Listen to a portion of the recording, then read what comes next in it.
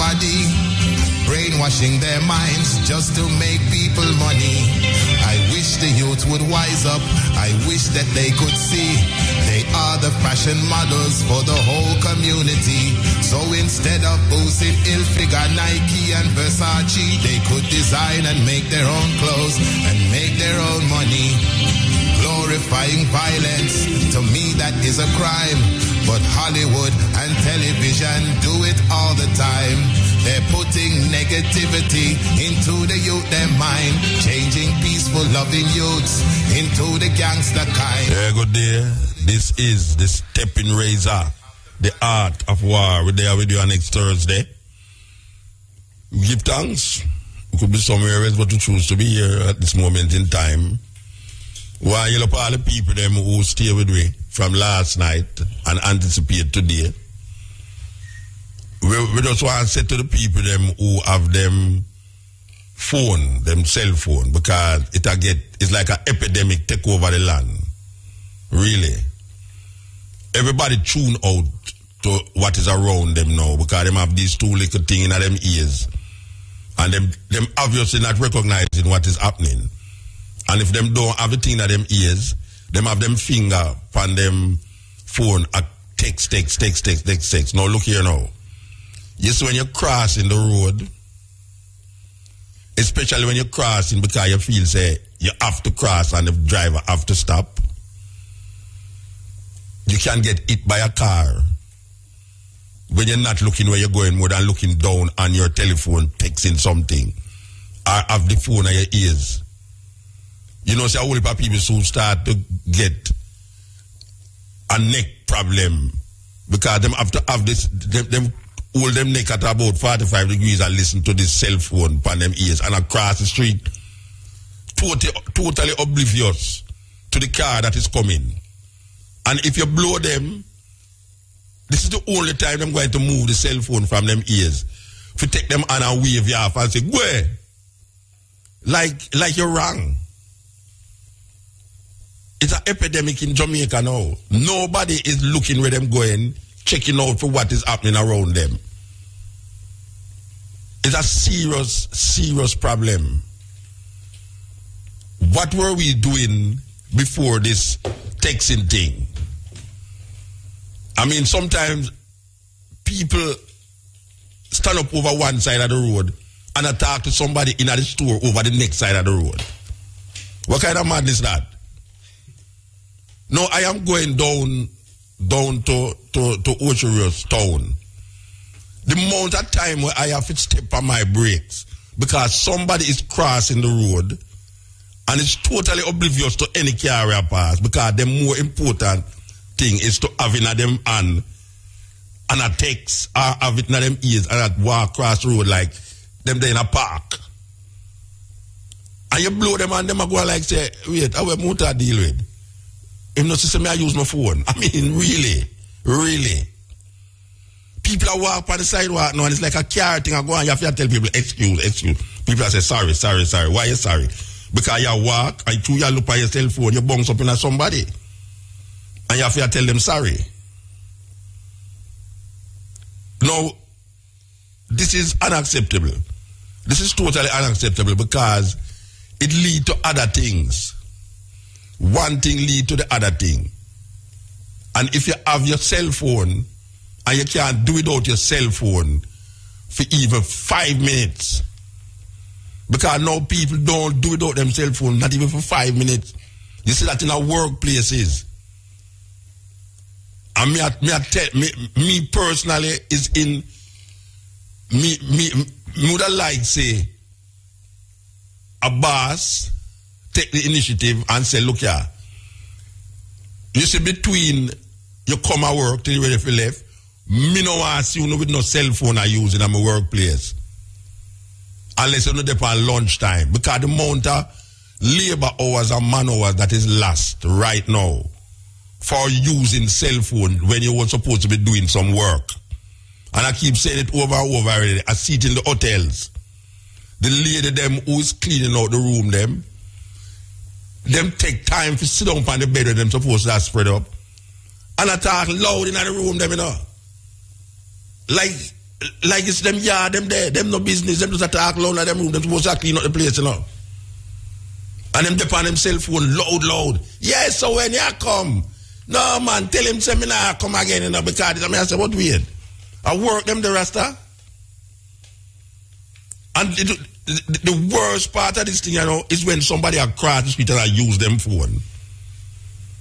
What the hell you are talking about so much now that you can't recognize it? There's a car that is going to lick you. And him though, I mean, some people, it's like them a take skill off of the car and a dare you. It's like them a dare you to lick them. Them a use them cell phone and them just turn around, them just cast them eye fire. It's like them a say, nah, lick me now.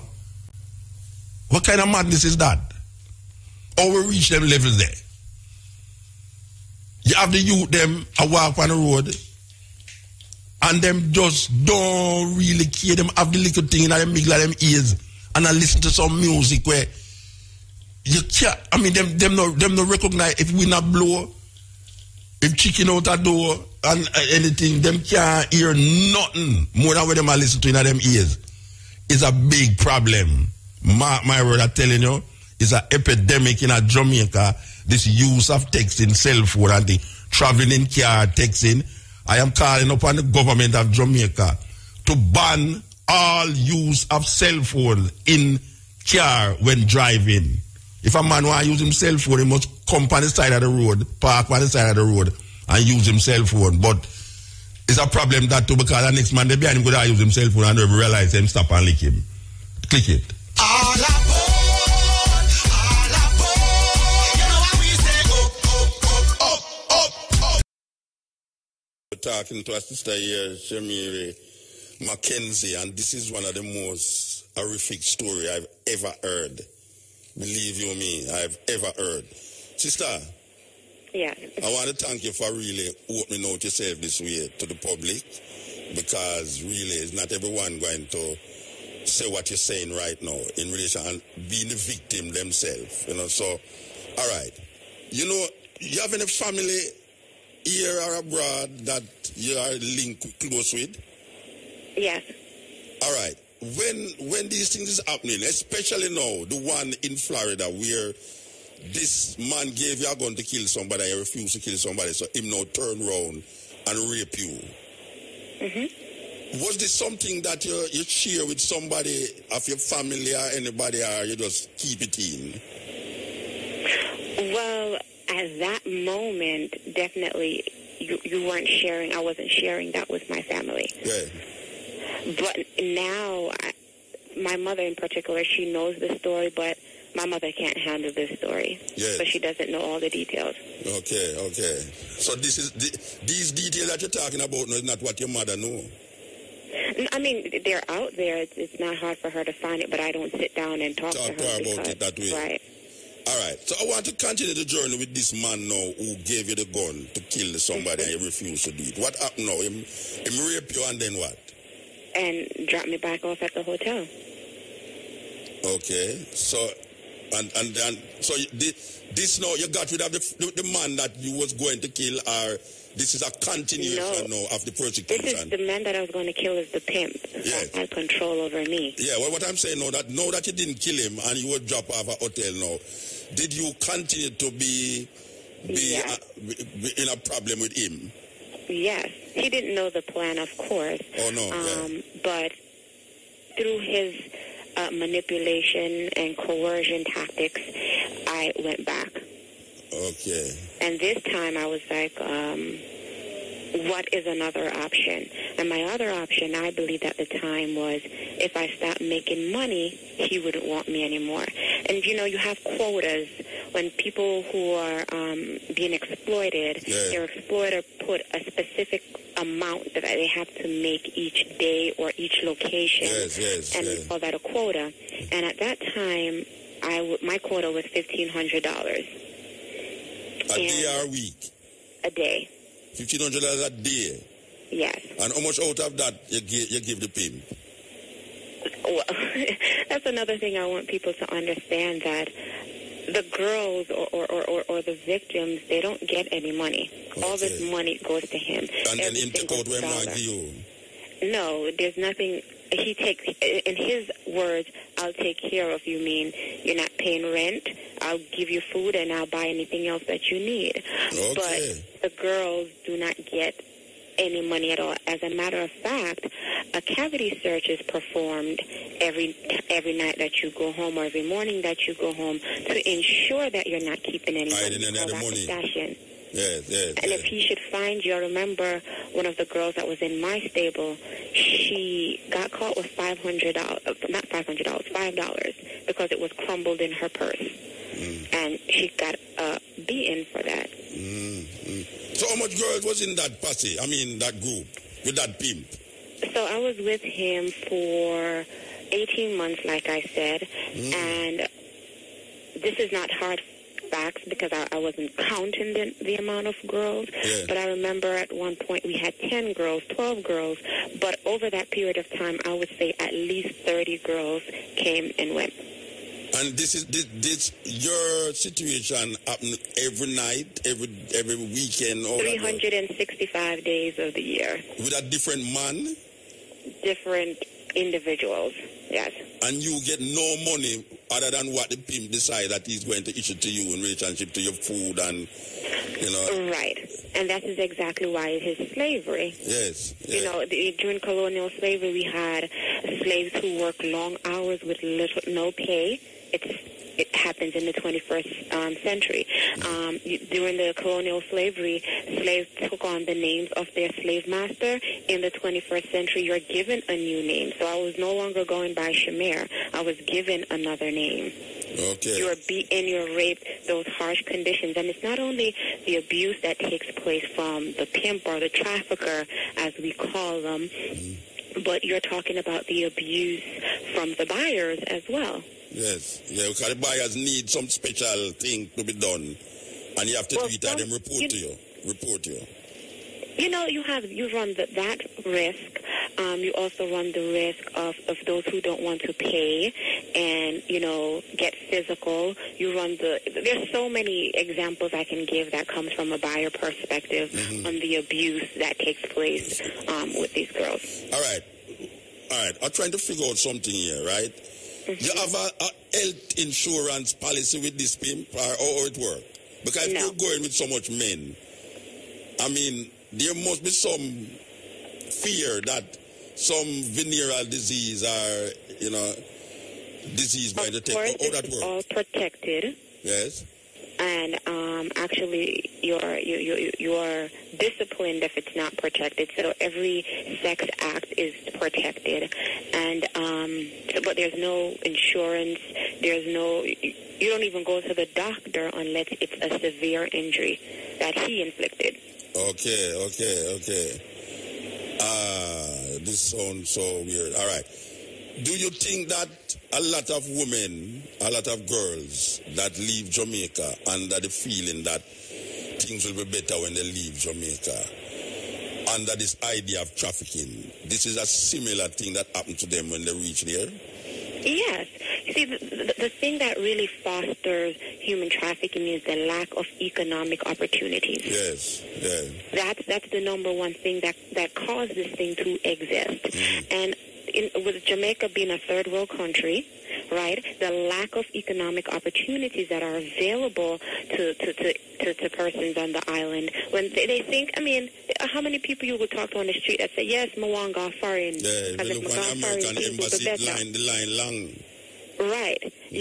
Everyone has this idea that America is a bed of roses, and if they come to America, they'll have an opportunity. And those are the same vulnerabilities that people have that these traffickers prey on. Yes, and that's what happening to girls in Jamaica. You have these guys that are there currently who have money that can facilitate this and say, hey, I'll take care of you. You just have to do this. Yeah. And especially in Jamaica where there's no welfare system to say, I can go on food stamps or the government can help me. There's none of that. So you're really left with really what options? Yeah. Was there any time you feel to kill yourself? Just get to that and done it? Oh yes, there are several times that I attempted suicide. Actually, there was a time particularly where he told me to drive, and I said, no, I'm not going to drive. And he said, well, you have a choice between death and driving. And I was like, just kill me. Because at that time, death to me was the best option. Yes.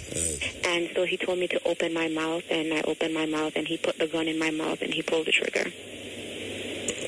And even during that state, I thought I was dead, and I thought, you know, I'm on the wall, and I'm looking at him, and I'm just like, you know, you can't hurt me anymore. Yeah. And I was quickly reminded that I wasn't dead when he started to beat me with the gun instead. Oh, beat you with a gun? Mm-hmm. And you still say you don't have it time to kill him? No. You never have it time to kill him? No. And this happened for 18 months, continuously?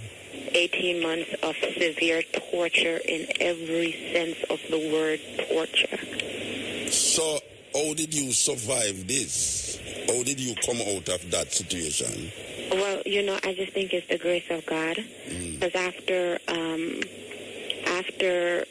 stop making, my idea was I should stop making money, and he wouldn't want me anymore. And after, you know, I went home from bringing $1,500 to $200, and I was working at one of the top strip clubs in Miami. So $1,500 for the type of clientele that come to that club is. It's okay. You can achieve that goal. Top ranking, top I end them call them. It's a very, yes.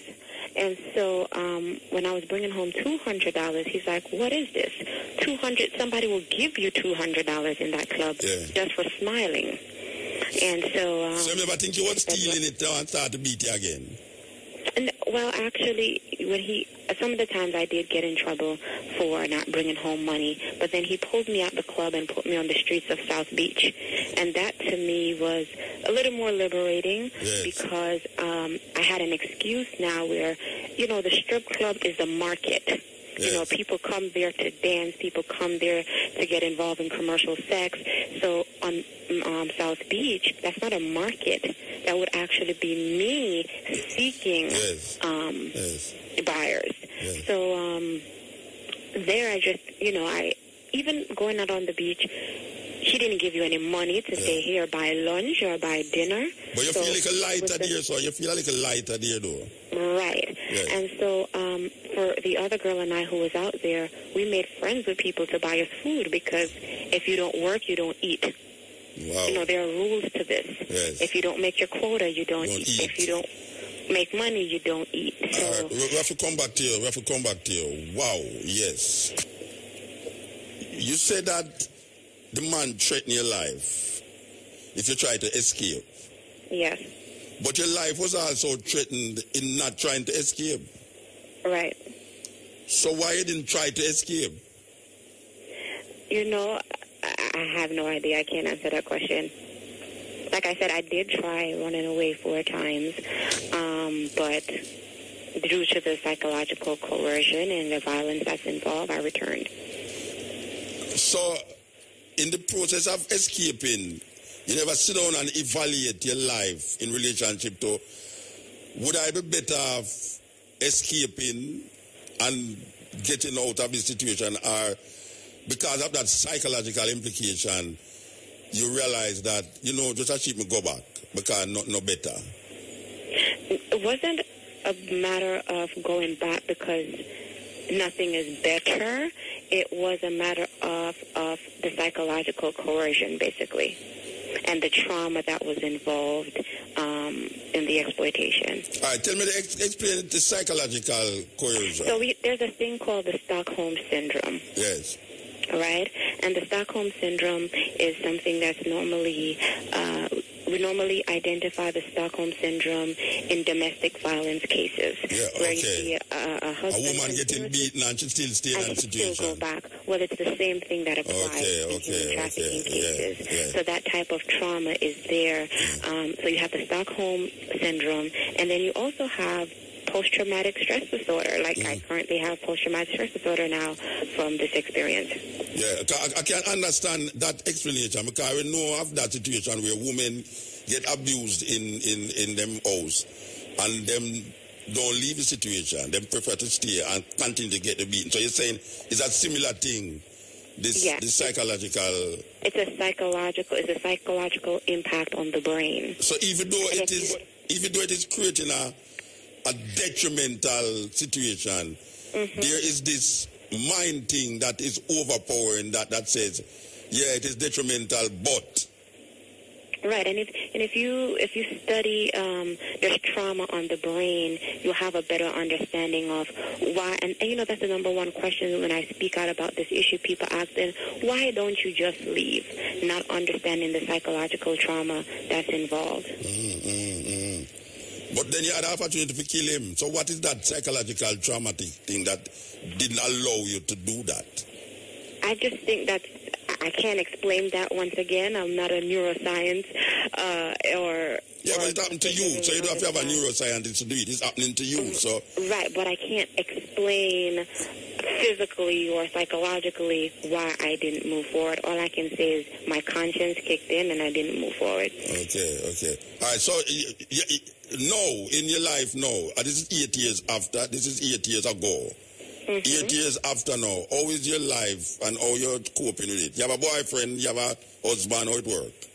No, I'm single, but I use my experience. I've dedicated the rest of my life to fighting this issue on several levels. I currently work for an organization by the name of Shared Hope International, and Shared Hope International is actually the organization that did research in Jamaica in 2010 that where, you know, those key findings are now used by the government on the state or the scope of human trafficking on the island. Is this situation closer to more prostitution and the effects of prostitution as opposed to human trafficking? So, you know, there's a gray area when you talk about prostitution and human trafficking. Human trafficking involves prostitution, but not all prostitution is human trafficking. Okay. And you are saying that your situation would be classified as human trafficking. It's a human trafficking. Okay. And human trafficking is the big umbrella. Under human trafficking, there are several prostitution and torture sex trafficking, not prostitution. We have to use the correct terminology to describe the problem. So it's sex trafficking, which involves prostitution and other forms of abuse. But there's labor trafficking as well that we see on the island. Domestic servitude and things of that nature. And in Philippines, where they have children working for Adidas and all these footwear, they don't pay them and all this. All right. So now, at 8 years after, you say you have dedicated your life now to fighting this issue. And it lends itself from where you are now into Jamaica. Yes. So who in Jamaica are you connected with to really... So the organization I currently work for, Shared Hope International, we have 2 partners in Jamaica, and we provide funds to these organizations that provide services to victims of trafficking. Okay, what's the organization name? So I'm not sure if I'm allowed to say their names, so for that reason... But if they are fighting the situation, why wouldn't call them names? Because we need to help them. In Jamaica 2 weeks ago... you was in Jamaica 2 weeks ago? I was in Jamaica 2 weeks ago visiting with these partners, and based on the conversation that I was having with not only our partners, but other individuals who I met with on the island that work on this issue, they're really concerned with the safety on the island for victims. Okay. And I feel like I don't want to necessarily say the name, but if you're going to speak with an individual from these organizations and they feel comfortable, well, they should know because they're on the ground. Okay. Well, we are going to speak to a lady from the director of what they call the Pregnancy Resources Center in Montego Bay. Are you aware of these people? Yes, that's actually one of the organizations that we fund. Okay. Well, we want to talk to this lady after we hang up from you, but I must say that your story is a very riveting and it's traumatizing me now. Really, the story is traumatizing me, and I'm really hoping that the work that you are doing because of this experience will have some effect on what they are now saying is a big problem. Well, I can already tell you that the work that I'm doing is being impactful here in the United States. Like, I travel around the world to share my experience, not just to say that, oh, this happened to me, but to prevent others from being exploited. I use my experience to advise on policy here in the United States so that, laws can be implemented to protect young girls and to have harsher penalties in place for traffickers and buyers. Yes. Yeah. This is really something else. So you have been in contact with your family. You say you've been here, so you must have been in contact with your family. Mm-hmm. And you're still in school? Yes, I'm finishing up my last year in college. I've returned to school after 9 years. After 9 years? Mm-hmm. And what you doing? Criminal justice. You're in criminal justice. Attorney. Well, I was just saying that your story sounds like something I see on Law and Order. SVU, Special Victims Unit. It's there's so much of these stories that you see, but to actually speak to somebody in real life about this thing is like, it will make the movie itself even become more real now when you're watching it. Right. And this is something that I'm glued to. When I say this SVU thing, I'm always glued to this part of the SVU situation. And it's so common. Human trafficking is the second largest growing crime in the world. Yes? Yes, it's the second largest growing crime in the world. Okay. Next to gun and drug trafficking. All right. Just a minute again. We have a text. Ira FM really rocking, Yes, Stepping Razor, the art of war. Okay. Sister? Hello, you still there? Yes, I'm here. All right. We have Christina Milford. Yes. Yes. We have Christina Milford. You know Christina Milford? Yes, I do. Okay, so this is one of the persons that you say you didn't want to call her name, but she's not. She's not in fear of. I didn't want to call the name of the organization. Okay, yeah. Well, she understands that level, but no, she's making herself available to participate in this conversation here. Christina Milford. Hello. Yes, sir. All right. Tell me, what is your foundation all about in relationship to this trafficking thing? Okay. Good afternoon, sir. Actually, we started out just taking care of young pregnant girls who are disenfranchised, many times homeless after there's a pregnancy, etc. However, it was in 2007 we first became aware of what human trafficking is when Shared Hope International came along and wanted to find a place to place a safe girl and to place a girl who has been trafficked. You know about this operation that took place, right? Yes. And in that situation, I think the girl had to be returned home, and obviously home was not safe. Yeah, definitely. So we developed our intake document to find out what's been happening in the lives of the girls that we help, and many of them we have found, based on the questions that determine trafficking, many of them have been trafficked. Yes. Locally, not internationally. We have not had any international events. Well, I would consider a mother sending her child at the stoplight to get money as trafficking. That is what I would consider. I would consider that trafficking. Okay. Or would you see that? I guess it's the broad sense of human trafficking, and then we have the more focused sense of sex trafficking in minors. Yes. Because every time a child or a young person, anybody under 18, has to trade sex for money or possessions or whatever, then it is regarded as human trafficking. Okay. So, of course, selling at the stoplights is trafficking too, but... Yeah. Because some of them end up uptown. Trust me, some of those little youth end up uptown. Yes. Believe me, I've spoken to that. I understand what you're saying. Yes, all right. So now, your organization, as you said, started out as for young girls in pregnancy.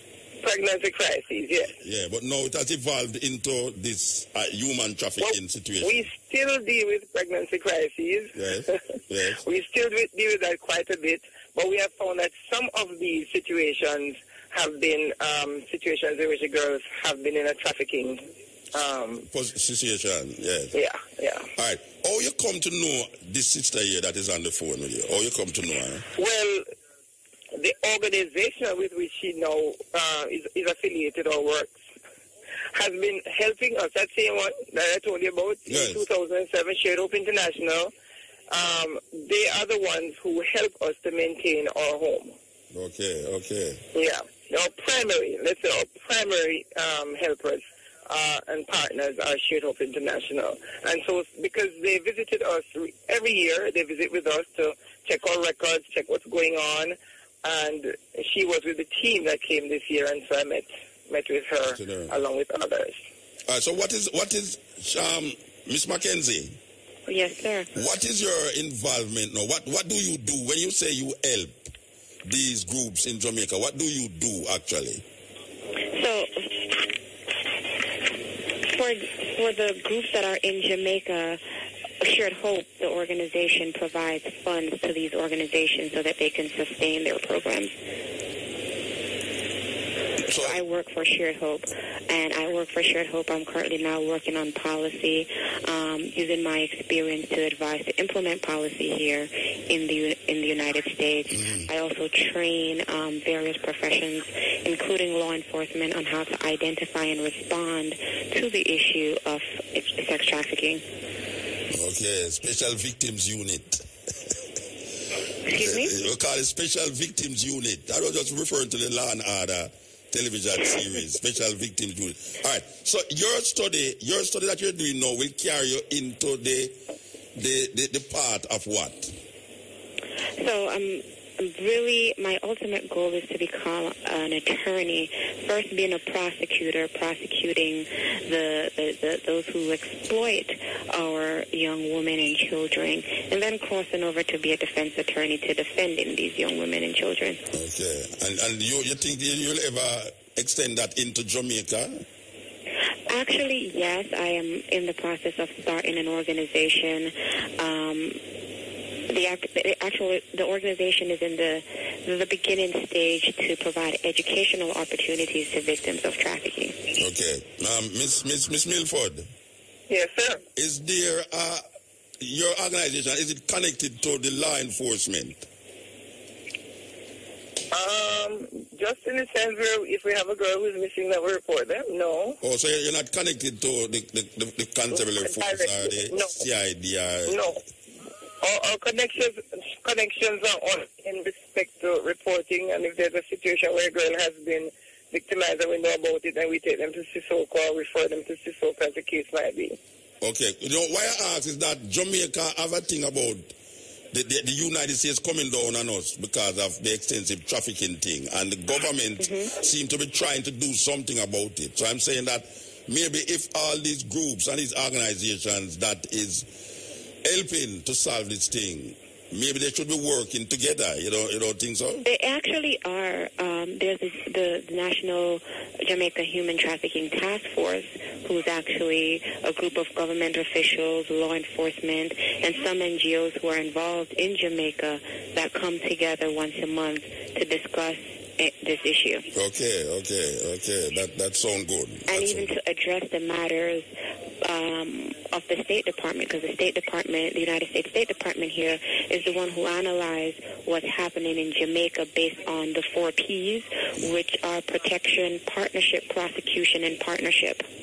So they look at those 4 pieces in Jamaica. Is Jamaica prosecuting human traffickers? And that's one of the things that they looked at this year, why Jamaica fell from a Tier 2 to a Tier 2 watch list, which is bad. Yes. Because what the TIP report that just came out on June 20th, last Friday, what that said is that for 5 consecutive years, Jamaica did not prosecute anyone under their human trafficking law. Wow. But based on the research that I have done and people who I've spoken to on the island when I visited 2 weeks ago, I believe that traffickers are being prosecuted, but they're being prosecuted under other laws. Okay. So what? For one lady I met with, she said the Child Care Protection Act, like parents who traffic their children, they look at that like as a child abuse rather than case, trafficking, and therefore they're prosecuted there versus under the law of child abuse rather than trafficking. Mm-hmm. All right. So what would you suggest now? in moving forward? What would you suggest to the government of Jamaica in relationship to, making the standing, go up or go down, whatsoever? What would you suggest? One is definitely to provide, to definitely prosecute traffickers under the human trafficking law. I just saw that previously under the human trafficking law, you only got 10 years was the maximum penalty. And they increased that to 20 years. If you are prosecuted under the human trafficking law, you get an additional 10 years to that 20 years if there were aggravating factors such as an offensive weapon, a previous conviction of a similar offense, if the victim is exposed to life-threatening illnesses like STDs. Okay. So I think Jamaica has the law in place to really prosecute, but they just need to use it. Yeah. Ms. Milford, do you think that your organization would pursue such a corrective measures, as I would say? No, I fully agree with what Shamir is saying, because I know, I think the rest of society knows that sex trafficking in our children is taking place. I can remember going into a school and sharing, and a young boy, a 14-year-old, stood up and said, "Miss, the mothers need to stop selling their daughters' bodies." Now here's a 14-year-old boy who knows that this is happening.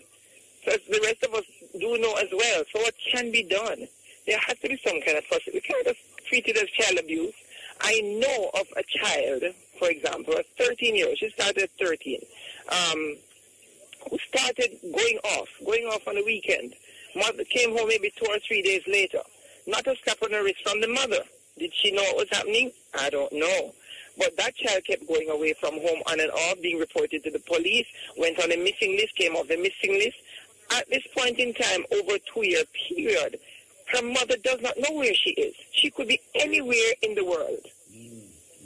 And it's not as if there has not been enough time to track and to see where she has been within the island. I don't know if she's still on the island. We have no idea. So maybe the law should really go after the parents. Indeed. More aggressively. Indeed. Because imagine, even that girl from that sting operation, 2007, that's 7 years ago, it is understood that the man who waited in that hotel who was on this thing, this undercover, he was offered 30 girls between 13 and 14-year-olds in 2 weeks. 30 girls. In 2 weeks, he was offered 30 girls. Give me a break. Yes. What is that saying? What's happening today? Yes. And Musa, you can go on YouTube and you can type in Shared Hope International Jamaica Sting, because what we did was we came into Jamaica and we did undercover investigation where we posed as a buyer to see what's happening. And actually on one video that you will see on YouTube is an uncle that was selling his niece and said that boldly to our undercover investigators. All right, tell me what you look for on YouTube. It's called Shared Hope International, Shared Hope International Jamaica Sting. Let me just pull it up.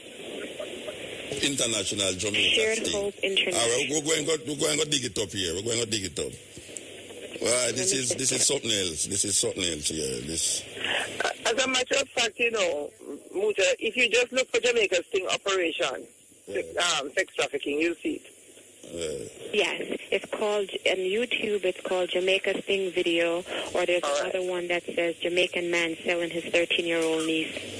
Okay. Oh, can I just say something here? Yeah, man, yes. Because the document that was produced after that, when there was research that was done, showed that the man was not actually an uncle, but a taxi operator. Now, the question has to be asked, how comes a 14-year-old girl, 13 or 14-year-old girl could be out at night with a taxi man who could have had her all night, and her mother, like the man said when he asked, well, is the mother getting some of this money? He said, no, she trusts me, man. She trusts me. Why is she trusting her 13 to 14-year-old daughter in the hands of a taxi operator? Yeah, how many taxi operators have access to our little girls, and what is happening behind the scenes? That is something that the justice people them should really go after more. Well, Okay. you know, Muta, you keep saying the justice and you keep saying the government, and I think in order to effectively fight this issue, it needs to be a collaborative effort. Well, what we can do on the radio here is do what we do it now. Right. So somebody have to take it from Awareness, here which I to thank somewhere you very else. much for this opportunity, but I think everyone has a role to play. Okay. Well, as we said, we are playing our role from taking it from here, but somebody needs to take it from here now to somewhere else. Muta, Yes. can I tell you about situations that I've seen? Yes. I've seen a 16-year-old who came in for 2 months pregnant. She was being traded by her older cousin, a female, a 20-year-old female who brought her an older man as a boyfriend, and they demanded that she serve other men for whom this cousin collected money. And she had to do it, or she would tell her mother that she has a boyfriend. It was rescued. All that vibes there. Hold it. We soon come forward. Yeah, it's me personally. I don't know if it's somebody else, but to me personally, this is really, like heart-wrenching. Hearing the story that you just gave of your life and leading up now to what is happening in Jamaica here now in relationship to, even when you talk about the 30 women what was offered to this undercover man in 1 week, it's depressing. It's depressing. It's very depressing. So we just want to say, you continue the journey and whatever we can do with this microphone and this earwave to help in sensitizing the people about this thing, you can come to us and we will get it across. You can rest assured whether you, Miss Mackenzie, who is in America, or Miss Milford, anything that relating to your work right now as it relates to this trafficking thing that you need to get across, you can just call the radio station, ask for Keshima Francis or Samantha, and then we will see what we can do to help to advance your struggle or our struggle and fight against this thing. So, I really appreciate what you're doing, Muta, and the rest of the IRFM team. I really, really appreciate it because that's something I believe is needed in Jamaica, that we bring awareness to the nation of what is happening with our children. Every day we have these little music playing and these missing children. Where are they? Yes. So we hear that some the mothers did what percentage of these children are from garrison communities? Yes. There must be a possibility of doing research about that. Yes, but definitely. that's another issue. Yes. And Shared Hope has recognized that you'll always have innocent children. You'll always have those who can be preyed upon. So what they've now turned their attention to is trying to end the demand, to try to reach into the soul of people who would prey on our youth, to say, hello, let's defend them. They have what they call a defenders program, appealing to men. And they say, no, but the pornography, because, all of these things. So they make a pledge to treat their families well, treat children well, end pornography. And it's a whole movement that they're trying to orchestrate with men. And I think something has to happen in Jamaica where we sensitize not just the men, but men and women, because our children are preyed on from all dimensions. well, trust me, see that story that Miss Mackenzie just gave a while ago, trust me, man, that will be echoed all over. Believe you me, it will be echoed all over. And I think that it will touch the conscience and the consciousness of the people who is listening. So we want to give thanks. Want to say too that what happened to me is actually taking place to many children, because the average age of entry into this life is 12 to 14 years old. 12 to 14 years old, and the reason that the targeted age is because of their vulnerabilities. Yes. The human brain doesn't fully develop until you're about 24, 25. So it's easy to target and manipulate young girls and boys into this lifestyle. Okay, man. Well, once again, give thanks again. It was. I don't know if it was nice speaking to you. I don't know if I was nice speaking to you, but it was good that we make this connection and make this link. Give thanks. Thank you so much for this opportunity. Miss Milford? Yes, sir. You are in the quagmire here in Jamaica, and right here, so with it, so. and I say to you that I said it again, anything that relating to this that you need help with, and we can offer that help in terms of broadcasting and making the public aware, just come to it, and I will make sure, I personally will make sure that Samantha and Keshima do the work to facilitate your stance. Give thanks. And thank you for that suggestion. So I wonder if it's something we can work on right away, because I'm thinking about the Uganda situation with AIDS, yes, where the government took responsibility for what was happening and had everybody talking about it, all the community leaders, and they had projects where there were competition going on between, I think, members of parliament to see who could best stop the plague. So if we could have some action taking place, even from your perspective, I don't know how you could generate it. I'm sure there's something you can do. Then, from the kids will be helped. Yes, okay. All right, thank you very much. Thank you very much, sir. Yes. Thanks for having me. Yes, blessed. Yes, that was something else. We have been speaking for the past hour to Shamiri Mackenzie, a survivor, victim of human trafficking, a Jamaican living in the United States. 8 years ago, she was a victim of this problem, and she has now dedicated her life to see what she can do to alleviate even a percentage of this big problem.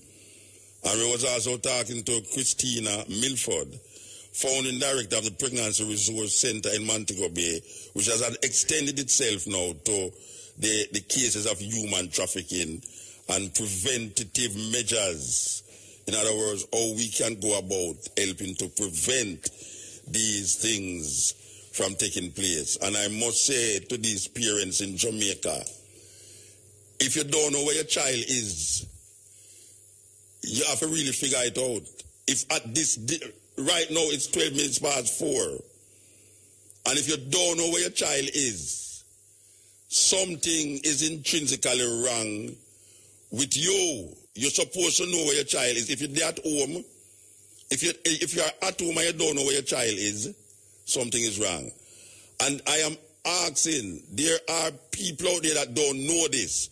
But I want to tell you something, and this is real. Take it from me, I tell you. Me not talk it because me want to talk. Some of you mothers, when you send your child out on the street to beg and to wipe windshield, they are picked up by these guys in them Mercedes Benz and them under this and that, and taken uptown and abused. They are abused and then come back and let them off in the street. And you don't know that until it gets terrible or till it gone into years of this thing happening to them. Then all of a sudden you hear say, some guy uptown get murdered. And then you hear say, it's a homophobic killing.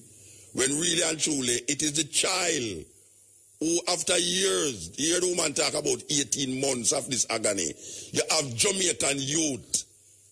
You have Jamaican youth in Jamaica that the same thing, whether they are male or female, the same thing is happening to them because them parents feel that because when them send the youth on the road and the youth come out back with some money, them take the money from the picnic and got stone love. I go buy fingernail. I go buy straight ear.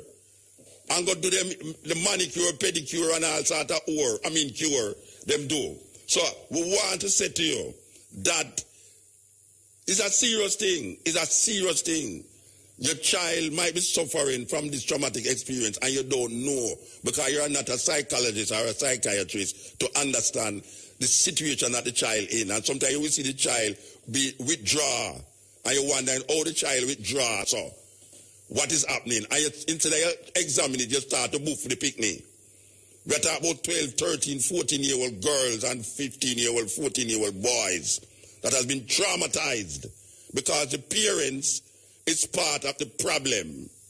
The parents is part of the problem. We need to fix it.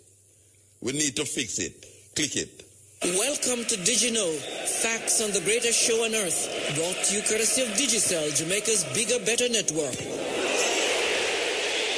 Did you know that all 4 World Cups played in South America, 1930, 1950, 1962, and 1978, have been won by South American countries? A European team had never won outside of Europe until Spain won in South Africa 4 years ago. To many across the region, Quartz, bringing value home. REFM, thought-provoking, always smoking. Lyrics like a bazooka. You are listening to Mutabaruka. No justice, no peace. Peace and no justice will always lead. Haile Selassie says that there'll be no peace until there's equal rights and justice. Yes.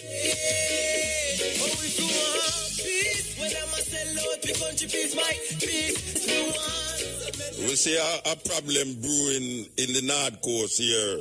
Since we're on the North Coast, we can focus on the North Coast here.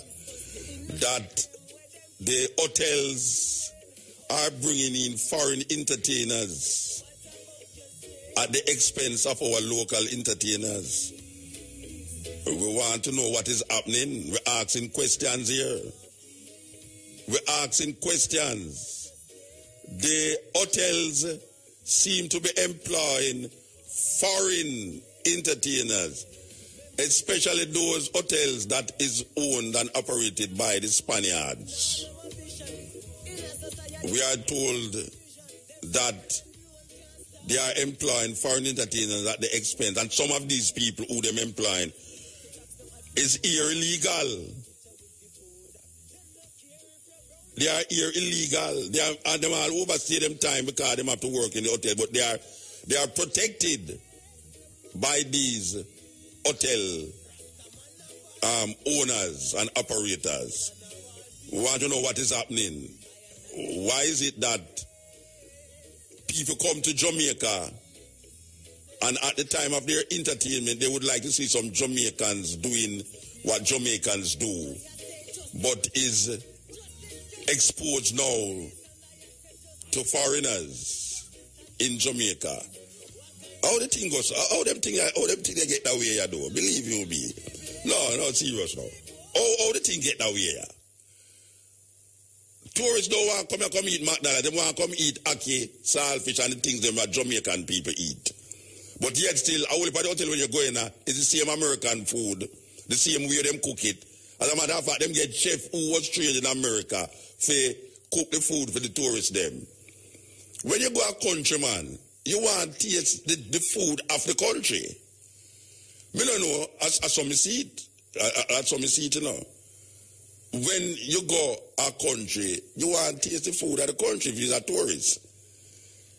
You want to talk to the Jamaicans or the people what them call natives of the country.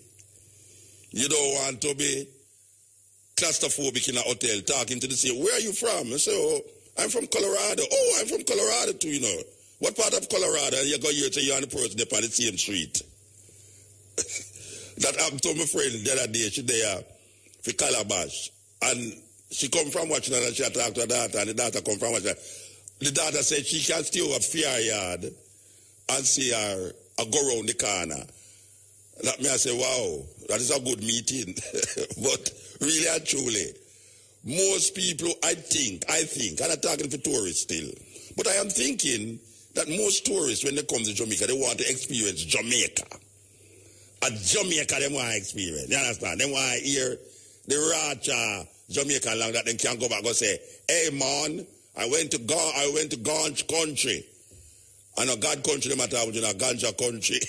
They went to Ganj country. I got, man, serious, man. I got some Ganj in Jamaica, man. I tell me, man, I slept in my hotel room the whole time. I couldn't come out. I was hearing Bob Marley in my ears. I know Bob Marley music was played. So I think, we need to really check out this thing. Why is it that the hotels are employing foreigners to entertain the guests them in the hotels when it's Jamaica them there? Believe you me, that is a travesty. That is a serious travesty. We want to tell you about Yasso Safari's Poetry Festival that is happening on August 10th at the Louis Bennett Theatre. This is something that has been ongoing. We want to tell you about Yasso Safari's Poetry Festival that is happening on August 10th at the Louis Bennett Theatre. This is something that has been ongoing. We want to tell you about Yasso Safari's Poetry Festival that is happening on August 10th Unfortunately, we tell you to say we're not available for that due to other prior engagement that we will be participating in. But we are seeing where he has gathered a few artists, poets internationally, including Jean Binta Breeze. So heal up that event, Yasso Safari Poetry Festival at the Louis Bennett Center on August the 10th. We see something that strikes my eye here that I find it funny. I find it very funny.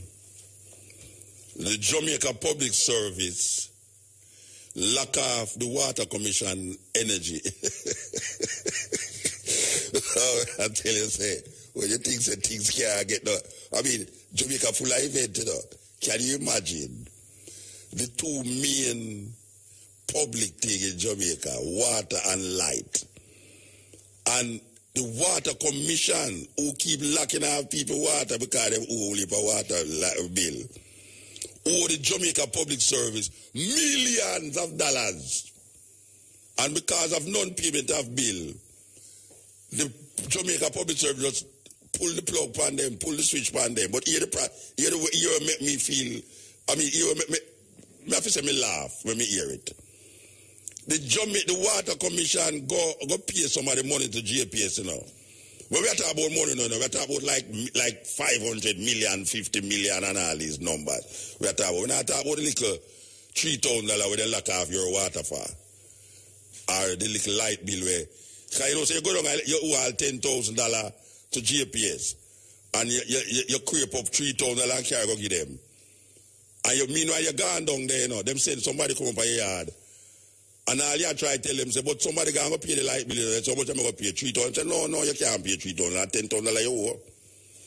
So them still lock off your light. So even though you pay the little $3,000 with the hope and intention, say, maybe next week you can jump up another $7,000. Them just say, no, you did owe more than that, so them lock off your light. Well, at that reach the Water Commission. that reach the Water Commission. The Water Commission owe a certain portion of money. And then pull the switch on the Water Commission. And then now, the Water Commission go and go pay some of the money. Only for years, say the money with them pay wasn't enough. So guess what? Them could have get locked off today again.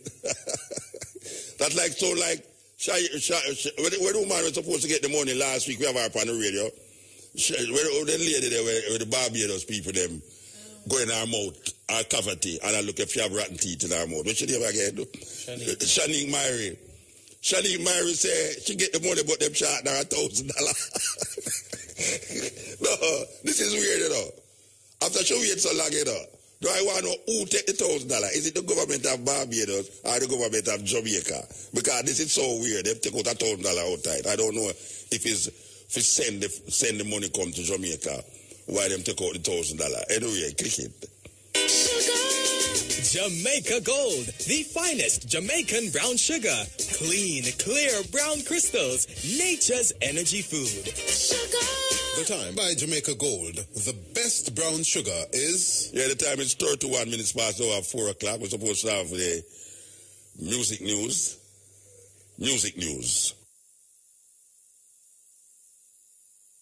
You should condemn, Mr. Speaker, the actions of the minister. She attended the funeral, gave support to a man who was not only the founder, but the CEO, Mr. Speaker. It's not me, sir, no, Mr. Speaker. The police, Mr. Speaker. The police, Mr. Speaker. Mr. Speaker, it's a scandal. It's a shame. Yes, operator, send in the call them. You must believe me. Oh, darling. I'm calling. Yes, step in. Muta, my daddy. Yes, how you doing? I'm blasting, sir. I'm blasting. How you doing? So who shot Miss Mary the $1,000 now? What? Who shot me? Shell married the case. I try to figure out who shot now if the government don't try the government up there, so but she said no, but the government don't get so shot they must shot because they come up big and bold, so no response in a little while. Well, maybe the transferal fee to transfer it from Barbados to fair account costs $1,000. Because you know them charge for change checking in Jamaica, you know that. I know they charge $120 something. So make sure a man don't get a $200 check. No, because when I go to the bank in the Muta, they said to me that why they charge it, they try to cut down on the people who trying to write so much check, but it's still not going to cut down. Yeah, that when I go to a particular bank right here in town. I don't thief them and thief the people. That's simple. It's robbery. Yes.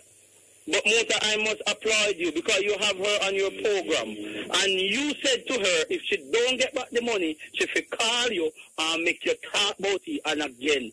And Muta, this happened. You see how powerful IRFM is? You see, you're powerful, IRFM powerful more than the government, because the government not respond, And IRFM took it up on their head and go ahead and run with it. Well, I want to tell you, say she get it and she get shot at $1,000. You know, get the $1,000. But me not have a motor. You not have it, and you are governor of Westmoreland and you not have it? No, but Muta, you know Mr. Universe now, Muta. Yes. But in up there, man, you will get your port more she live in a man. All right, sir. Everything good in a Muta. And Muta, I have a diplomatic passport now. For go where? Kingston? Yes, to see a Sabrama. For go to Kingston? All right, we have to go let you do it, believe you me. But Muta, I'm telling you this, Muta. Remember your invite to Mr. Universe birthday bash, Muta? Okay, where is that again? September 19, Muta. I'm going to call you off here, Muta. Yes. We're going to talk about that. Yeah. You're going to be September 19. Huh? I'm afraid of half year, No, I know, Muta, but we can talk, Muta, because, I want you to come join. Half year. Muta, I want you to come join Queen Elise Kelly and host my show this year. Okay. You understand, Muta? So will Queen Elise Kelly be half year too? Yes, she will off here because... Okay, well, I can work with Elise Kelly half year. And Muta, I have 10 Build, and I have The Angel, and I have Baby Tash, and I have a special surprise female. Okay, you're going to pay for all of them advertisement then. You're going to pay for all of them advertisement. We're going to move your door now. We're going to move. All right, Muta, big up yourself. Remember, September 19, it's shot. All right, sir. The man said, want to talk to me off ear. I don't think people understand when we say off ear. Okay. I don't even know if Keshiba understand when we are talking about it. I don't want to talk off ear. Okay. Step in. You play football. Eh? You play football. You can play football? Yes, because that's a while. But you World Cup, USA will bring it up. Because they say team will drop out. But they don't drop out, Musa. Well, USA, they say. Yeah. No, Brazil are my team still. Yes, every man of their team. Big up Mutabaruka, Musa. No, wait there. No, me take it serious now. You say anybody will come to me with something else? Yeah. Apart from Brazil, me don't really want them to talk to me. I saw serious me take it. So you say when Tiffy man all them want to come with a different team. Me never want to talk to them, yeah. No, but you see, everybody has got for some big side. Me just go for a simple side and go to. Which side you go for? Somebody has for some big side. No, which side you are go for? Me ask which side you are go for. You tell me about some man, but which side you are go for? USA, me go with. You go USA? Yeah. Okay, that now we get no visa, do you know? No, man, me not no visa. At least I'm going to move to get no visa. That's why I say that now go help you get no visa. Okay. You get boy them motor. Me? You get boy them and Japan. Yeah. US. I 3 team me left out a football pack. Yeah, all right, sir. And you know go. All right, sir. Motor. Yes, sir. 200 US. Free man I drink off a back like JB. You know nobody can do that. One time. No, me no know nobody. Who I get 200 US? Yes, right, Prestige, right beside a man in the Alana. The way no go drink it off and get 200 US. Yeah, a black apple is still about. No, you advertise your program. Me gonna left you. Too much free advertisement, Rasta. Or never call me half year and give me the of money. Advertise it for the ear. I mean, I get nothing, and them now get nothing. You understand? Too much far free advertisement. Yes. Okay. Yes. Yes.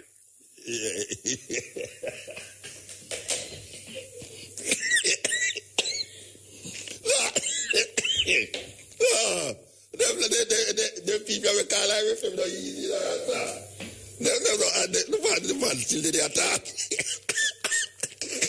If they attack without a full stop, you know, advice, you know, half year, a half year, you understand? Yes, step in. Step in. Yes. But it seems like that for that people say you really have it, because whenever you open my mouth about any issue, something seems to take place. Well, I should hope so. One of the time you continue to talk about police killing, and it has gone down. What gone down? The police killing. It's because the rape them increase. You know, okay. See, last week... So something else gone up. Look at... Well, I don't know if it's up it gone, but it's somebody gone down. No, well, you need to continue to talk about the things then, because you get results. Okay, sir. Some power is there. Don't stop talk. All right, sir. We're not stop. All right, then, Muta. Yeah, give thanks. You know, it's really a funny thing, you know, with the language where we have it at Jamaica right now, you know, it's really where you go for money. And money you go for. That's why you left me now. I make him out of your work. The man go for money. What you might show up for the bag of money, you know? I gotta take my friend them out there for rob you, you know. You did that show up with your money inside, that's all. Okay, yes. Well, phone a ring. Click it. Yes. Yeah, nobody. Okay. Yes. Sir. I tell you. So much excitement going on at the studio there, so. Okay. Step in. Yeah. Yeah. Muta, Agwan. There, man. A DJ Kevin, Alabama. I realize how you, man. Yeah, but I just asleep last night when you and the brother read the man. I vex the man, you know? Oh, the doctor. Yeah, and the marriage thing, man. But you mean a one-track mindset, you know, so yes, I know. That's how them go. You know? It's there. But yeah, man, with the girl that talk to them, what a story, man. Yeah, I tell you. I see your story, Rasta. Yeah, man, it's very compelling and inspiring, and it's serious, man. Right now, you know, I realize that Jamaican people still, them not see a situation important to go out there and go do something about it until it happens to them. And see, when it happens to them, it's too late, obviously. Everybody about, Lord, what we should do? When one the little girl come up on the TV, say to yourself, that could have been my daughter, and what can I do to make sure say another one of these girls, her children, will get captured or get victimized? You understand? Yeah, I agree with you. But Jamaican people love wait till something happens to them. They must see the importance, you know? When them happen to them, now, them want everybody rally around them to support them. But you don't think collectively as a people, you see, Muta. So that's why. But, yeah, man, I see a little girl up on TV one time, so I see a little 3-year-old, you know, the news. You see it out there? Yeah. Yeah. I said, no, not another one. One more, too much. Not another one star. Them find her yet or it go? I don't know. I don't think them find her. Yeah, tell them, man. So, I say I put a little sister that I could, you know? Yeah. And some I look on it at all time. Yeah, that's right. So, yeah, man, give thanks. So we have to check our brothers keeper, man, and our sisters keeper, and see each time one away as just one, you know? Yeah, give thanks, brethren. Yes, Muta. Yes, step in. Hello? Yes. Muta? Yes, ma'am. How are you? You sound just the same way, like you have not aged. Well, you sound very strong and great. I don't know what to say. About give that. Give thanks, man. Just give thanks. All right, give thanks. That's great. Mm-hmm. You sound like you know me long time. Well, long time, but we won't bother go into that. Okay. I heard you talking about the ganja situation and the legalization. Very pertinent point. But I wanted to look at the part where they say they are going to, you got to pay a fine, but it's not you won't have a criminal record. You have a criminal record, yeah. And it's going to be paid to some private payment center. So I don't know how they're going to get paid. Plus, if it's not court mandated, one shouldn't have to pay it. And you understand what I'm saying? Yeah, from it don't go into the court as a thing to be paid, yeah. Right, so it more seems as if it's food for the boys. Extortion. Yes.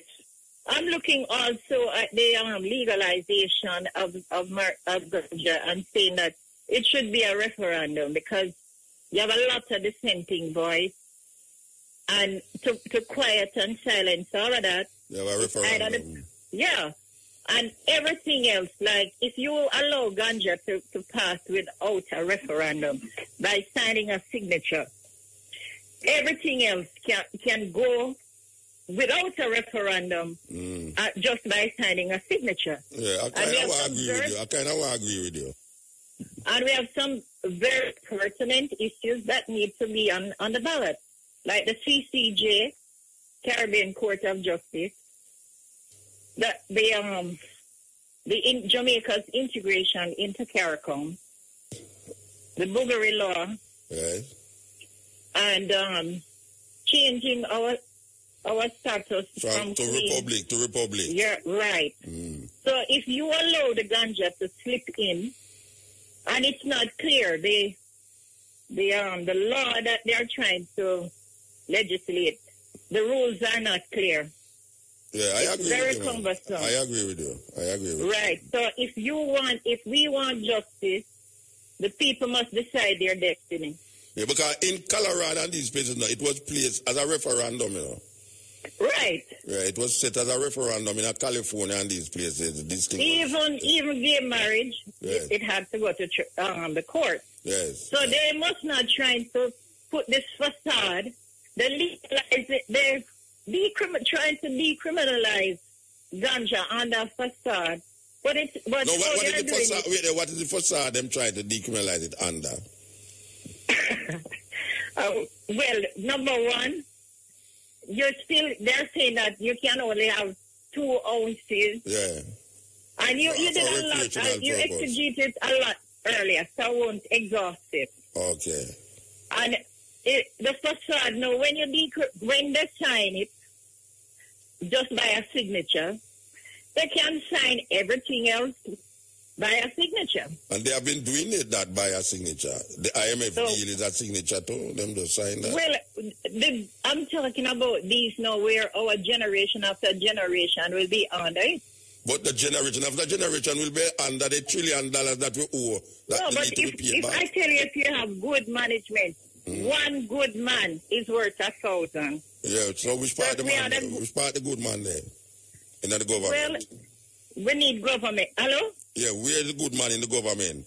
I can't say, but I'm saying if they open the process, the electoral process, we understand and the constitutional reform, new people will come in, but you cannot throw new wine in old water. All right, we have to go for the catch part. Again. Who will cut you off again? Muta. Who will cut you off again? Because I got cut off already. No, well, you don't get cut off, you know. And you not say nothing? Yes, greetings, Muta, your assistant from Hanover. Okay. Hold on, see I talk to her. Isaac Muta. Bless. How you do? Good, Muta. Oh, your exam go? Was great, Muta. It was great. Yes, Muta. So you got to high school or what? How it go? Me got to high school. You got to A? Yes, Muta. So tell me how you doing at the grade thing. Tell me how you grade yourself. Tell me how them grade you. Me get 96 in a math, 95 in a science, 91 in a social, language arts and computer. You get, if you appear 90s, you get? Yes, Muta. And you get, you go to the school where you ask to go to? Yes, Muta. Which school you go to now? Tell me. I go Rossi's in Hanover. Okay. And no, a big excitement that man, then your mother now party for you? Yes, Muta. So I tell you, say, enter your party, you're supposed to come up here, come give me a little co-hosting, you know, come to the studio with me and sit down with me and you get co-host me. You love to do that? Yes, Muta. All right. One of the day then we'll set it up where you come in at the studio with me and like I'll read all them things, I know you need to read them for me. Yes, Muta, but when? Well, we could set it up. Where your mother can set it up, that you come in the day. Not the night program, not the day night. You're there for holiday now, don't it? No, Muta, not yet. When are your holiday? Tell me when are holiday. Next week. Next week. All right, we're going to work it out in your holiday time, yeah? Okay. All right, give thanks. Tell your mother here, I love the plant them. Okay, Muta? Yes.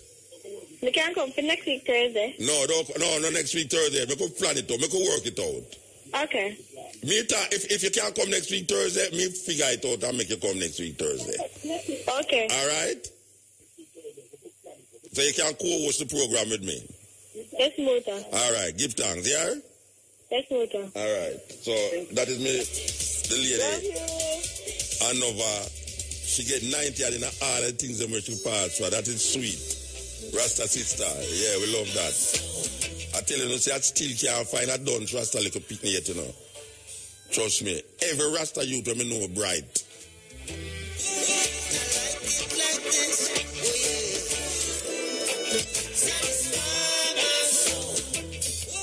Yeah, step in. Mota. Yes, blessed. Yeah, man, blessed, man. I don't know. I mean, tell us that you want better Martin Luther, you know? Yeah. They want to Ruta. Ruta, you don't know, so we have to be got Ruta, you know, because you know, so Ruta motivate Muta. Okay, Ruta shoot. Yeah, man, we like the name. We not even like the person like how we like the name. Ruta. Ruta, yeah, man, a big name, isn't it? All right. So Ruta, Muta, and what you say? The Martin Luther. So you don't play flute, huh? No, I'm not to drink flute, you know. Okay. A flute, me talk about, anyway, go on talk. What you say? Yeah, I say we have to give thanks still to know, say, we really made it. We have to say me and DI still. Because I remember when Cutting Edge, I grew as a little boy, and a little fight and rare them program that we get down. We still have to give thanks to the stepping razor to motivate the Cutting Edge, you know? Yeah, give thanks, man. Because, Muta, I know that you don't know, you know, say, I know, say, you don't know, say, it was you versus Dear Pastor in your time, you know. When you went Dear Pastor, you mean in the night? Yeah, in the night. Yeah. But most likely, when time we are going to listen to the program, because it was 10 to 10, you know, Dear Pastor 10, Muta 10. We draft the Muta, most youth draft the Dear Pastor. But me directly, Muta, I couldn't listen to Dear Pastor because they don't make me move fast. You don't make me move fast. Well, most people that listen to Muta, most people that, according to what them say, most people that listen to Muta. Muta? Yeah. You know, so there is no radio man on this land. I mean, a little youth I grow. I never hear about it. Get the amount of criticize where you get. Yeah, I know that. And you made it. Me have to tell you, you know, Muta, because me listening, you know, really listening. No, are the truth, you talker. Yeah, I truth, yeah, man. Me I tell you because me an original listener, you know, like Horace Mike, original man, say, the sport program there, you know. Okay. Yeah, one of them, man, there. So, I just there. So what is it? You just bounce IRFM ta all the way ta. What is that? You just bounce IRFM continuously. You know, come out, you dial top on IRFM ta. Muta, let me tell you, me a promoter for IRA. You're a promoter? Huh? You're a promoter? Oh, for IRA? Not for IRA from my year program. Oh, you run Universal, you want to call himself? Mr. Universe? No. Well, Mr. Universe now, him a listen to IRFM after me I listen. Okay. Most people are listening to IRFM through... After Muta? Through Muta is on a day program. Okay, sir. Yeah, I know so enough people know you. We are listening and we are tape your program from in the 90s, sir. Right now, me can't tell you something where you're not even member, so you're sick on the radio. You want to tell me half a year? Tell me half a year, no? No, I'm not have to tell you, no. I'm not have to tell you. Because we're going to move, thanks to your program. And yeah, man, give thanks. We appreciate it. We appreciate the listening from so much years until now. We appreciate it. Give thanks. Yeah, man. Yes. That was one of me listeners. Yes. Where were they so? Were they so? Okay. Yes, step in. Yeah. Somebody else is on radio now, it's on phone. Yeah. Step in. Hi. Yeah, man, you listen to your radio, brethren. Your TV. You listen to your TV. Hey, me wonder, you see, who control up the latter thing? The government or private people? Which one of the latter? The one them were down a mobile or the one them on the television? All of them are running the country. The government run all of them. So, all the money what they make, how come in help out the country and well, we could have said that with the IMF thing to all the past, them a pass the IMF, we don't sit to help nothing. Everything I get worse. I know you nobody has said them life better since 2 years since them have this IMF plan and since them a pass test. I don't know how man a pass test continuously, like you can't see trickle down up to now. Maybe you have to go wait till this for them generation dead out. And then you say a new generation and say, oh, it's because of what Peter Phillips did why we are now in this good position. Yeah, just a wonder, you know? All right. Yeah. All right, sir. Give thanks. I will if I wonder and I go on in Jamaica, you know, believe you me, step in. Yeah. Yes, sir. Yes, sir. A man 10 cars can give history. I call out of Brooklyn. Hospital you there? No, not really. Oh, yeah, it sounds like you're a creech. Only if a baby a cry and ball. That's just one baby sister make them nice. Okay, all right, sir. Yeah, man, I want to tell you, say, I use no more I call and tell you, say, yo, my girlfriend not talk about 4 days straight. And I was cutting it. And me cause it. Talk again, because I saw him laugh out same time, you know. So, everybody have a history with Mutabaruka. So why you not talk 3 days straight? Why? She want to go to bed and you want to turn up the radio loud?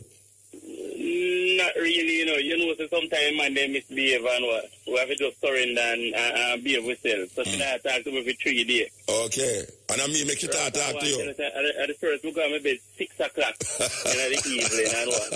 She come in about 8 o'clock and we are listening. The cutting edge. Yes. Do you? You know, see it. And you say something, you was when them when they're in a power, and them bring in the field fertilizer there. Yeah, the fertilizer with yeah, and a man called and I say, yo, Ray, and you have to bring in this cut here, cut me. And you just cut him off. Yeah. And then they call and I say, Muta, every time a man want to put a fire for you. Like, you know, out him and you say, well, you can't fight fire with fire, you know. Yeah. So you know, so me do me out him, and this one we just laugh out same time. And the town start talk again. Yeah, man. Since that we've been married since then. You know. Oh, yeah, you're serious? Yeah, man. So give thanks to Mutabaruka. You're serious? After that, you told her to get married.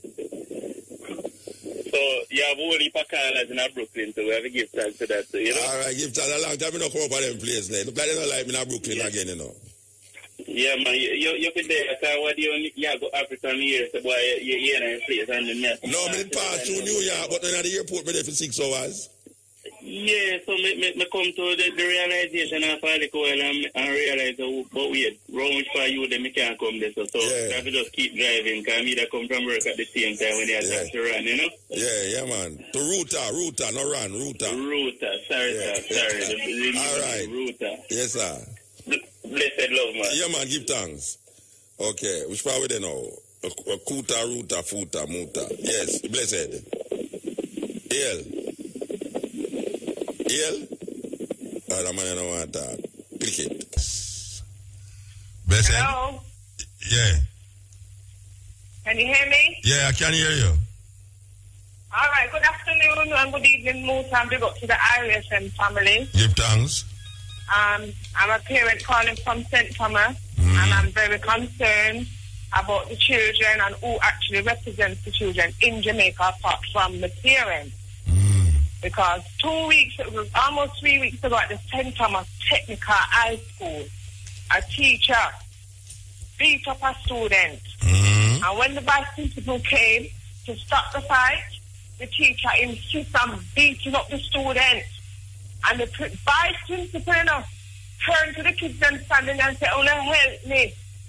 And my son stepped in to help the vice principal get this teacher off of the child. And subsequent to that, the school and the star and the glean of them cover up the abuse of the teacher and the kid. And after he couldn't get to beat up the little boy anymore, he pitched my picnic hard in his chest. And my son said, all right, sir, if I say you want to deal with it, and he went to his class.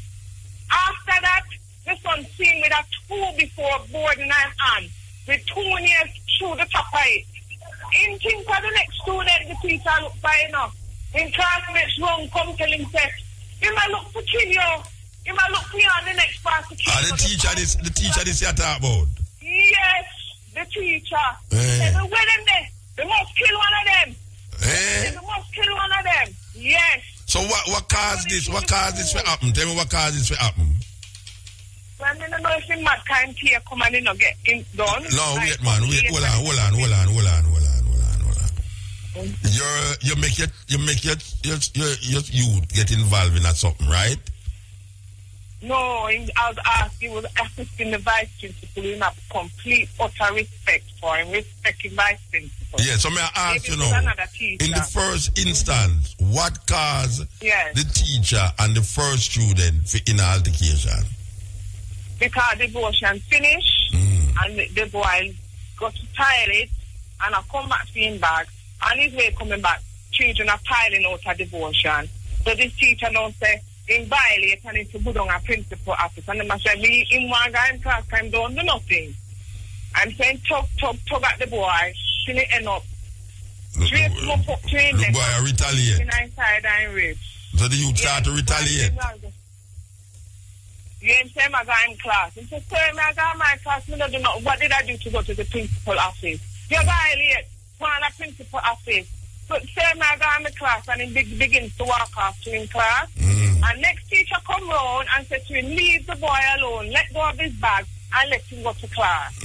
So, it violates. And I said, when we do to violate, sir, you violate, you go down there and start to grab up the boy till he reach to grab up the boy's shirt. Yeah, so like a Dan man. And then he pitched the boy in his chest, in his side, and the boy just says, sir, what up to you? Come again in his boy's side. Come in his face. And the vice principal come round now, close to my knife neck to come stop the fight. No, but you know, tell me where the boy had to mean why they might get this lick, you know. Where am I do? Him did I lick back the teacher? Where am I do? He must go with the teacher, yeah, man. He grab up the teacher, because the teacher hold him up to him throat and he can't breathe. So you have to hold on from the teacher, not forget some release in our ear passes that next year go down in our lungs. Then they just scuffle with the teacher and I try to defend himself. So he must swing the teacher as well as the teacher fire lick on him. Yeah. So I now go stand up there and so you don't call the police? Call the police? Yeah. No, you never call the police. Who reached to the police? No, the school did call the police because they couldn't get him to calm down. They couldn't get the teacher to let go of the stick, and they couldn't get him to calm down. So your youth coming out now? Your youth coming out now and start to scuffle with the teacher? No, my youth no come in, come stand between the teacher and the pupil because the vice principal can't get the teacher to stop hitting. Yeah. And then no teacher go for a piece of board. Yes, after I pitch my boy and I chest my go for board now and say I'm going to come back now, come do them when he really want to do them. And then the school now have to send home my boy and the next boy because they can't calm down the teacher. When the police then get there, the police have to carry this teacher in the office to calm him down. You understand? Yes. So what is the outcome of it now? What is the outcome of it now? What the outcome the school cover up the whole thing and turn it in a gang war. So gang teacher and beat them up all over the So the principal never did that when it happened? Yes, she was there and she said she teamed with the stick and telling him to put down the stick and he wouldn't listen. So she now give evidence in relationship to that the teacher did not behave inappropriately? No. Nothing like that. Them trying to hide the part with this stick. Yeah. And really what happened, them are cover the part they over and I tell you, say, oh, we forget that nothing never really. So which part of school, which part of the school there? Where's school name? St. Thomas Technical, look for go and grow up. Okay, St. Thomas Technical, and that's what happened. We have to go find out what. We have to go find out what go on this one. Yeah. My son. Yeah. He's been 2 years in the school. Yeah. Clean record. Never been in trouble. Never had a fight. Never be subordinate to teacher. Yeah. And this up now. Always I think about him.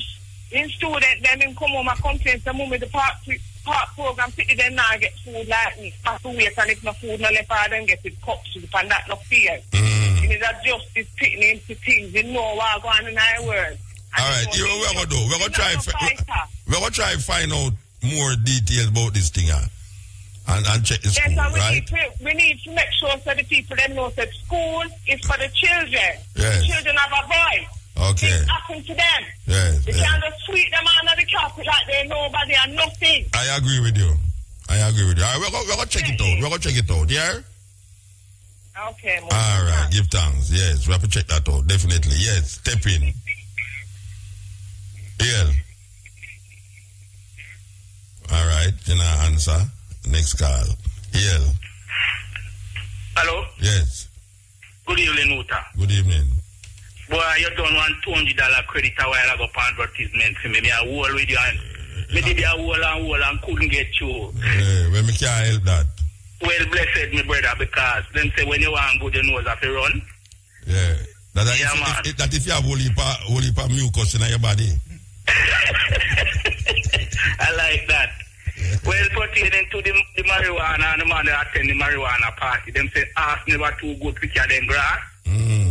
So every man have to just carry them portion when them go. Oh, you mean the man at the party? Seeing. Okay, all right. Yeah, but every man carry them little portion. But you want to know, you see, if you as a host, if you use a host, you don't expect all of your thing them to carry them own Appleton and all of them to carry them own beer and all of them to carry them own wine. Well, so you know, they have some party like that. You know you have party where people carry them thing, but when I say in the case where the party is not a party like a basket party where you tell the guests them to carry them own thing. What happens when the guests them when the host is providing the things, the liquor and the smoke and all these things? Yes, well, him have to go avoid providing and make every man. It's more legal when every man carry them one because they not go and carry more than what they're supposed to carry. All right, sir. All right. Yeah. Anyway, Muta, when we want to ask you, my brother, why it's so hard for a young artist to get bust in Jamaica? Because so much bust up on the road, it create a congestion. No, me is a musician, me is a singer in a Muta. I pay conscious me deal with, you know. And me can't, all me I try to make the man him listen to me song, me can't get this me music and play. Yeah, so where you name? Pupa Marshi, man. What? Pupa Marshi. Pupa Marshi? Yeah. That name doesn't sound like one who I play need, I know. What kind of name that? Pupa Marshi. No judge the book by cover, man. Read no, me don't see no book. And the book, me don't see no book. But then you don't send me no like a CD. Because here, me know, I line up to carry them. Me not send me, I carry them, come give you just... Then you talk about you not hear, you take them for read, you not send them. Yeah, me no give, listen, man, you then... Then over me one, you don't give, that means you're partial against me then. No, I'm not partial against your king. You what me I say, king. You is a man that on the throne, you know, but you have a lot of prince and princess around you. Yeah. All right, you want me to tell you to do now. Bring two, come give me. Send two, come give me. Call Artie Samantha, make Samantha collect them for me. When we try to tell your security, say, boy, Pupa Marshi are coming, because you know how... But me not like that name there, though. Change that name there, Pupa Marshi. No, man, I used to work with for a long time. That sound like somebody will put a whole heap of fussy on it. No, me not say Pupa, me say... They know a Pupa, you say, that's the problem, you say Pupa. All right, yeah? Yeah, man, Muta, we are going to link you, yeah? Yeah, click it. Caribbean choice. We take it in a flavor, we lead in a spice. We take it in a quality, we low in a price. Coconut milk powder, what the mackerel a shot. Granny love the thing beef when it's steaming. Good food, great value. The time by Caribbean Choice. Your choice for real value is... The time is 28 minutes to 6 o'clock. Step in. The court's bargain center say listen. Yes, in what you call the raw food style, Bear Vibes, who provide with the food them in the night. Me hungry, their marketplace. To those of you who's interested in good wholesome food, live food. And then we want a yellow calabash restaurant in Ochiaso. A long time I don't see my brethren. I don't know him there. I want to see him. Anyway, we want to hear Calabash Restaurant. So, we give thanks to the moment and the time and the energy. You know, we could take this last call. So, yes, EL. Muta. Yes, sir. Respect our manners, man. Blessed man. Yeah, man. Zimbabwe there. Yeah, but then at the farm, I go and listen and enjoy the program. Yeah, give thanks. I'm a turmeric farm. Okay, turmeric your plan. Yeah, man. You start to... Big market for that out there, no? Big market for that out there. Yeah, man. I write in I make like me there right and I listen you. All right, so I give thanks. Yeah, man. Me touch base to the brother saying up here, you see the... If we sing some song about plant, cocoa and dasheen and yam, man, and we sell. Oh, you know what they do sell? Production. Good production. If we sing some song about cock up, jack up, lock up, tack up, and it will sell, it will get popular. Tune now, tell a Jamaica get it, it just hype up. For real. So if him sing up some tune about cock up, jack up, lock up, tack up, it may get a little bus, or even a minivan. But not in a stereotype. Eh? You know, I get nothing to say in a stereotype. No.